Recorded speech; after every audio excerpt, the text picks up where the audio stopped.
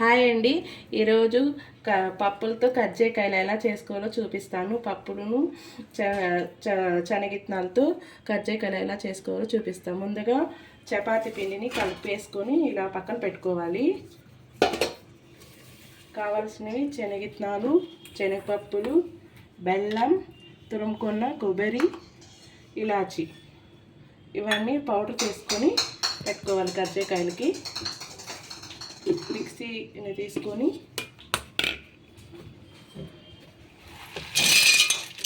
అని ఈక్వల్గా వేసుకున్నాం. కొద్దిగా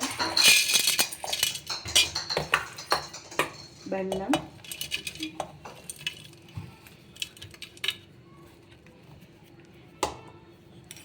మిక్సీ పట్టేసుకున్నాం.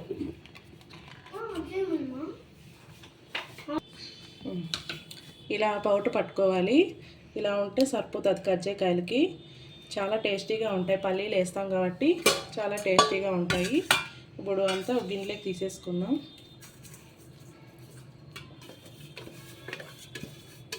మిగతాది కూడా ఇలాగే పౌడర్ చేసేసుకుందాం. ఇలా పౌడర్ చేసేసుకొని పెట్టుకోవాలి. దీంట్లోకి ఇప్పుడు కొబ్బరి మనము ఎండు కొబ్బరి తురుముకున్నది ఇప్పుడు వేసేసుకుందాం. ఎండు కొబ్బరి వేసేసుకొని బాగా కలిపేసుకోవాలి. అంతా దీంట్లోకి కలిపేసుకొని మనం టేస్ట్ చూసుకోవాలి. బెల్లం సరిపోయిందా లేదా అని. సరిపోకపోతే కొంచెం బెల్లం యాడ్ చేసుకోవచ్చు. అంతా బాగా కలిపేసుకున్నాము. బెల్లం కూడా బాగా సరిపోయింది. ఇప్పుడు ఇది పక్కన పెట్టేసుకొని మనం చపాతీ పిండితో పూరీలు వచ్చేసుకుందాం చిన్న చిన్నగా.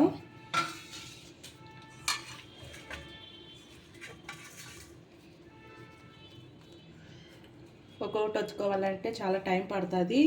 ఎవరు ఉండరు కాబట్టి మనం ఒకటేసారి ఒక 15 కజ్జికాయలు అయ్యేలా పూరీలు వచ్చేసుకుందాము. పెద్దగా ఇలా తీసేసుకొని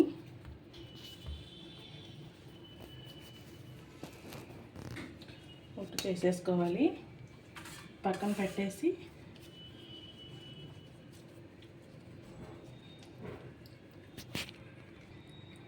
ఇలా పెద్దగా తీసుకోవాలి. ఒకటి అంటే ఎప్పుడు టైం అవుతుంది కదా. పెద్దగా తీసేసుకొని ఇట్లా బండ మీద క్లీన్ చేసుకొని తిక్కేసుకోవాలి. తిక్కేసుకొని ఏదన్నా మన క్యారీ కానీ మూత ఉంటుంది కదా, బాక్స్ మూత కానీ తీసుకొని కట్ చేసుకోవాలి పూరీలు.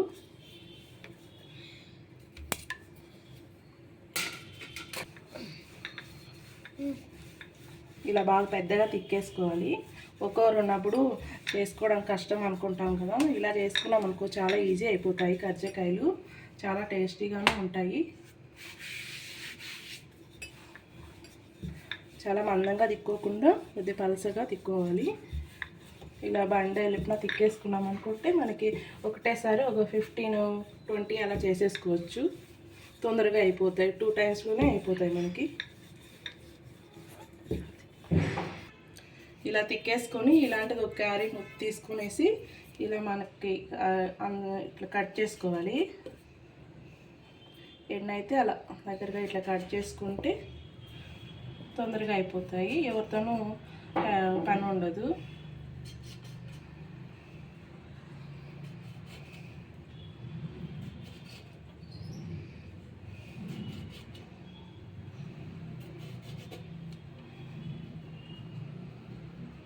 ఇలా కట్ చేసేసుకొని ఇప్పుడు ఈ ఎక్స్ట్రా పిండి అంతా తీసేసుకుందాం.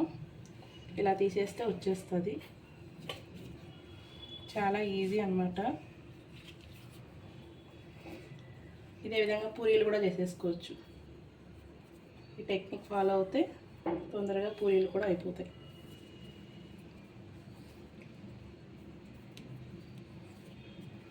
అంతే. ఇప్పుడు ఈ పూరీలు తీసేసుకొని మనం దీంట్లోకి స్టఫింగ్ రెడీ చేసి కజ్జికాయ ఒత్తేసుకోవడమే.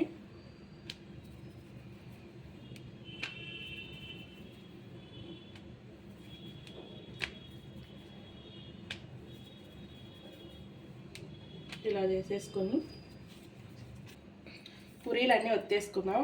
ఇప్పుడు స్టఫింగ్ పెట్టేసుకొని కజ్జికాయ ఒత్తుకుందాం. ఇలాంటిది తీసుకోవాలి కజ్జికాయలు ఒత్తడానికి. ఇలా పెట్టుకొని 1 స్పూన్ వేసుకోవాలి. ఎంత పడితే అంత వేసుకోవచ్చు. బయటకు రాకోకుండా కొత్తిమీర తక్కువగా వేసుకుంటేనే బాగుంటుంది. లేదంటే మనము డీప్ ఫ్రై చేసేటప్పుడు బయటకు వచ్చేసి ఆయిల్ అంతా పాడైపోతుంది. ఇలా వేసుకొని కొద్దిగా వాటర్ తీసుకోవాలి. వాటర్ తీసుకొని దాంట్లో క్లాత్ కానీ ఏదైనా కాటన్ కానీ తీసుకొని ఇలా వాటర్ అతుకొని ఇలా అనుకోవాలి. ఇలా అనుకోవడం వల్ల కర్జికాయలు ఓపెన్ కాకోకుండా ఉంటాయి. అతుక్కొని ఇలా క్లోజ్ చేసేసి ఎక్స్ట్రాగా ఉండే పిండిని తీసేసుకుందాం.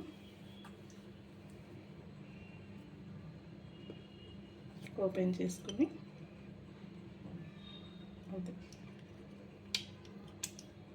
కర్జికాయలు వచ్చేస్తాయి. అన్నీ ఇలాగే చేసుకోవాలి.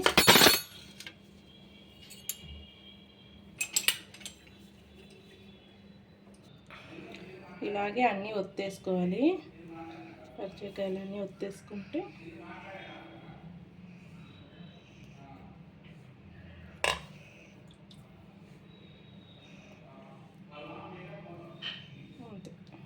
ఇలా చేసుకుంటే తొందరగా అయిపోతాయి. ఇలా అదుక్కుంటే కానీ కొద్దిగా ఆయిల్ రాసుకుంటే దీనికి బాగా ఊడొచ్చేస్తాయి. అన్నీ ఇలా ఒత్తేసుకోవాలి కర్జికాయలు. ఇప్పుడు డీప్ ఫ్రైకి ఆయిల్ పెట్టుకొని వేయించుకుందాం. ఇప్పుడు ప్యాన్ పెట్టుకోవాలి. ఇప్పుడు ఆయిల్ పోసుకుందాం.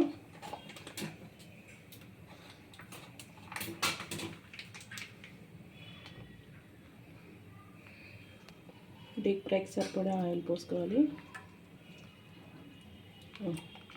ఇప్పుడు ఆయిల్ వేడెక్కాలి. కొద్దిసేపు ఆయిల్ వేడెక్కింది. ఇప్పుడు కర్జికాయలు వేద్దాం మనము ఒకటి.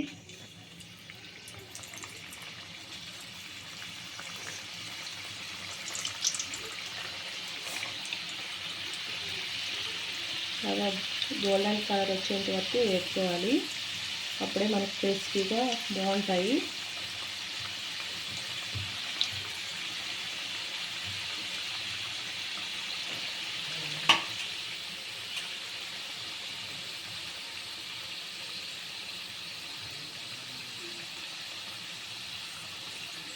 ఒక సైడ్ అయిపోయాక ఏ సైడ్కి ఇట్లా తిరిగేసుకోవాలి ఒక్కొక్కటి.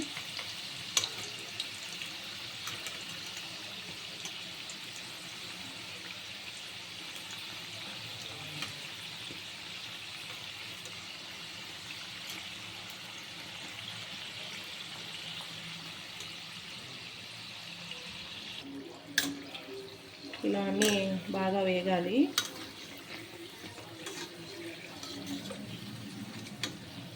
వేగిపోయాయి. ఇప్పుడు అన్నీ గిన్నెలే తీసేసుకున్నాం మనము.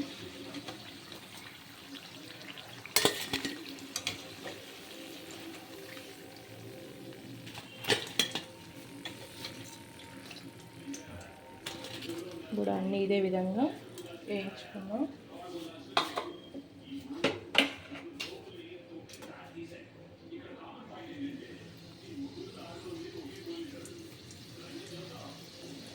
చాలా బాగుంటాయి. చల్లగా అయితే బాగా క్రిస్పీగా బాగుంటాయి. పిల్లలు బాగా తింటారు ఇష్టంగా.